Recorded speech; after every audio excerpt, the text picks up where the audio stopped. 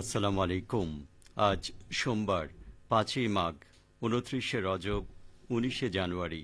বাংলাদেশ বেতার রাজশাহী। স্থানীয় সংবাদ পড়ছি আব্দুর রকন মাসুম।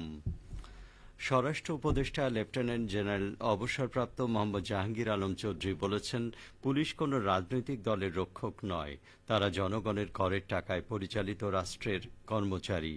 পুলিশ বাহিনীর মূল দায়িত্ব জনগণের সেবা এবং আইনের শাসন নিশ্চিত করা। গতকাল রাজশাহীর সারদায় বাংলাদেশ পুলিশ একাডেমিতে বিসিএস ব্যাচের সহকারী পুলিশ সুপারদের সমাপনী কুচকাওয়াজ অনুষ্ঠানে প্রধান অতিথির বক্তব্যে তিনি একথা বলেন। স্বরাষ্ট্র উপদেষ্টা বলেন, জনগণের আস্থা অর্জন ছাড়া কেবল শক্তি প্রয়োগ করে শান্তি প্রতিষ্ঠা সম্ভব নয়। আসন্ন জাতীয় সংসদ নির্বাচন অবাধ, সুষ্ঠু ও নিরপেক্ষভাবে সম্পন্ন করতে পুলিশ বাহিনী সম্পূর্ণ প্রস্তুত রয়েছে। তিনি আরও বলেন, নির্বাচনকালীন নিরাপত্তা নিশ্চিত করতে প্রায় ১ লাখ পুলিশ সদস্যকে বিশেষ প্রশিক্ষণ দেয়া হয়েছে। নির্বাচনী দায়িত্ব পালনের সময় শতভাগ নিরপেক্ষ থাকতে হবে এবং কোনো অনৈতিক সুবিধা বা আপ্যায়ন গ্রহণ করা যাবে না। ভোট কেন্দ্রে কোনো বিশৃঙ্খলা সৃষ্টি হলে রিটার্নিং অফিসারের পরামর্শ অনুযায়ী তা কঠোরভাবে দমন করতে হবে। রাজশাহীর পদ্মার চর এলাকা থেকে ২টি বিদেশি পিস্তল, ৪টি ম্যাগাজিন ও ৮ রাউন্ড গুলি উদ্ধার করেছে বর্ডার গার্ড বাংলাদেশ বিজিবি। শনিবার দিবাগত রাতে বিজিবি রাজশাহীর ১ ব্যাটালিয়নের ৩টি বিশেষ টহল দল কাঁটাখালী থানা এলাকায় এ অভিযান চালায়। এক বিজিবির সংবাদ বিজ্ঞপ্তিতে গতকাল জানায়, মাটির ভেতরে পুঁতে রাখা একটি ব্যাগ থেকে কাপড়ে মোড়ানো অবস্থায় ২টি বিদেশি পিস্তল, ৪টি ম্যাগাজিন ও ৮ রাউন্ড গুলি উদ্ধার করা হয়। এ ব্যাপারে আইনানুগ ব্যবস্থা গ্রহণের জন্য আগ্নেয়াস্ত্র দুটি কাঁটাখালী থানায় জমা দেয়া হয়েছে।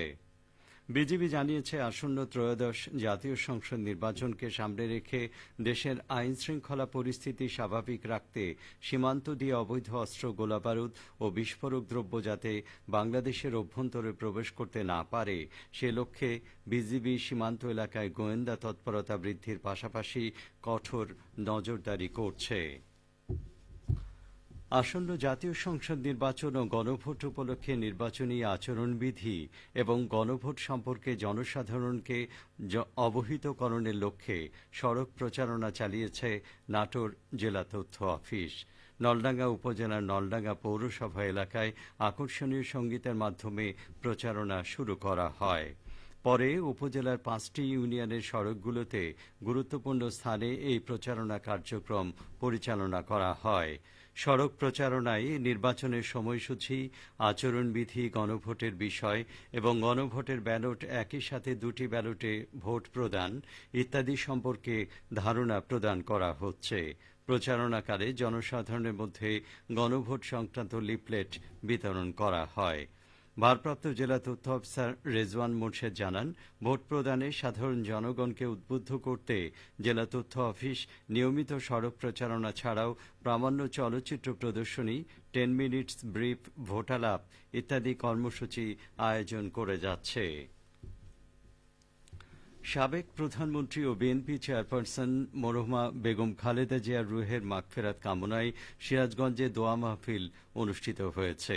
গতকাল সদর উপজেলার সয়দাবাদে স্থানীয় বিএনপির উদ্যোগে দোয়া মাহফিলের আয়োজন করা হয়। অনুষ্ঠানে প্রধান অতিথি ছিলেন সিরাজগঞ্জ জেলা বিএনপির সহসভাপতি মুজিবুর রহমান লেবু। অনুষ্ঠানে উপস্থিত ছিলেন বিএনপি ও সহযোগী সংগঠনের নেতাকর্মীরা। চাঁপাইনবাবগঞ্জে শব্দদূষণ বিরোধী মোবাইল কোর্ট পরিচালনা করেছে পরিবেশ অধিদপ্তর।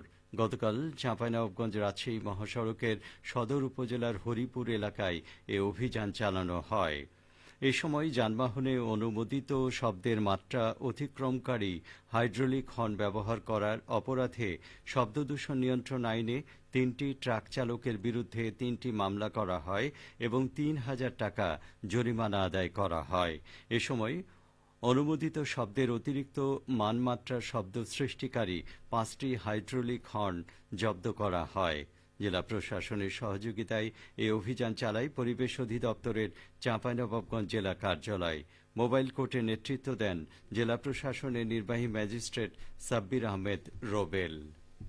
এদিকে বগুড়া শহরতলির বনানী এলাকায় মানমাত্রার অতিরিক্ত শব্দ সৃষ্টি করায় মোবাইল কোর্ট পরিচালনা করে ৩টি যানবাহনকে মোট ৫,০০০ টাকা জরিমানা করা হয়েছে।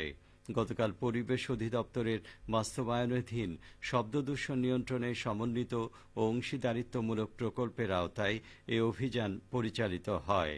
অভিযানে জরিমানার পাশাপাশি ৬টি হাইড্রোলিক হর্ন জব্দ করে জনসম্মুখে ধ্বংস করা হয়। এছাড়া কয়েকটি পরিবহনের চালককে ভবিষ্যতে হাইড্রোলিক হর্ন ব্যবহার না করার জন্য সতর্ক করা হয়। অভিযানকালে শব্দদূষণ সম্পর্কে সচেতনতা বৃদ্ধির লক্ষ্যে লিফলেট বিতরণ ও বিভিন্ন পরিবহনে স্টিকার লাগানো হয়।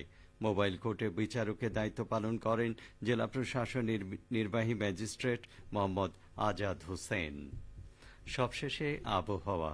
আজ সকাল ৬টায় রাজশাহীতে তাপমাত্রা ছিল ১২ ডিগ্রি সেলসিয়াস, সেই সময় বাতাসে আর্দ্রতার পরিমাণ ছিল ৯৪%। রাজশাহী ও পার্শ্ববর্তী এলাকায় আজ সূর্যোদয় হয়েছে সকাল ৬টা ৫১ মিনিটে, সূর্যাস্ত সন্ধে ৫টা ৪১ মিনিটে। সংবাদ শেষ হলো। আমাদের পরবর্তী স্থানীয় সংবাদ দুপুর ১২টা ১০ মিনিটে।